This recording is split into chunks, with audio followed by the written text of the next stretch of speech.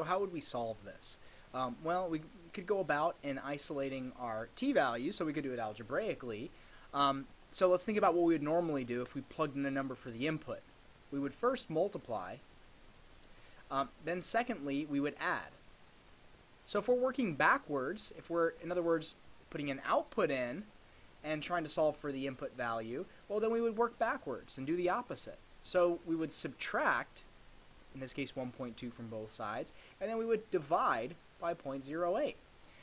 So we could go about it that way, and we would get, let's see, 1.2, we would get 0.8 on this side equals 0.08 times t, which coming over to our calculator, now we would want to divide by 0.08, and all this fun stuff would lead us to a t-value of 10. So what did we just determine? We determined that after 10 years, the number of these units produced would be 2 million. So it would take 10 years for it to reach that point where there are 2 million of these units being produced in a given year. Let's think about this now geometrically so that we don't have to go through the algebra every time. We have our function that kind of started like this, and it started at 1.2 million and it was increasing by 0.08 million per year. Now we want to know when's it going to reach 2. Well, what 2 years or 2 million units? Well, we want 2 million units. So here's 1.2, zero's down here. We want to see when is it going to get to 2 million. So in other words, if we think about this, we're trying to intersect a horizontal line that runs across 2 million, straight across, with this line that represents the actual production. So we want to know, when do these two things intersect? Well, how does a horizontal line represent it? That would be where p is equal to 2. So a horizontal line has no slope, it just is a constant value. So what we're going to be able to do is come over to our graph, clear everything out. Again, make sure second y equals, all your stat plots are off. If not, run option 4. We have our function, which is 1.2 plus 0.08 times x. And we want to know, so in our second line, we're going to type in a value of value of 2, just so we can figure out when 1.2 plus 0.08 times time will equal 2 million. Now, of course, I have to set my window. I don't want to talk about negative years.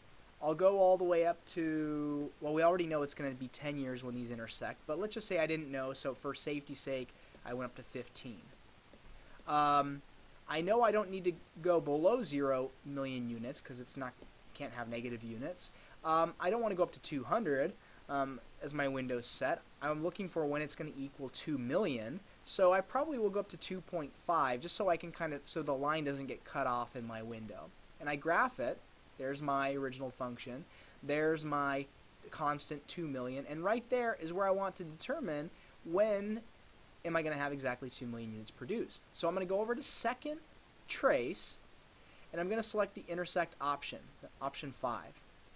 It's going to ask me two questions. What's the first curve, and what's the second curve that I want to figure out the intersection of?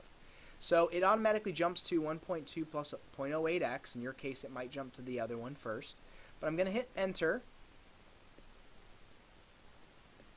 and then it automatically jumps to the next curve. So it jumps to y2 equals 2. I'm going to hit enter, and now it wants me to kind of guess where I think the intersection is to help it kind of figure it out.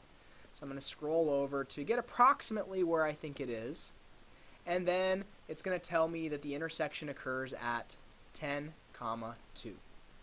And that's a beautiful way for us to be able to intersect those.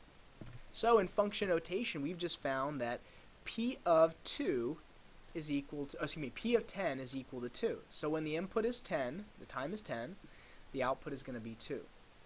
Similarly, I could say that 10 is a function of an input of, I'm mixing this up, that 2 is a function of, an output of 2 is a function of having an input of 10.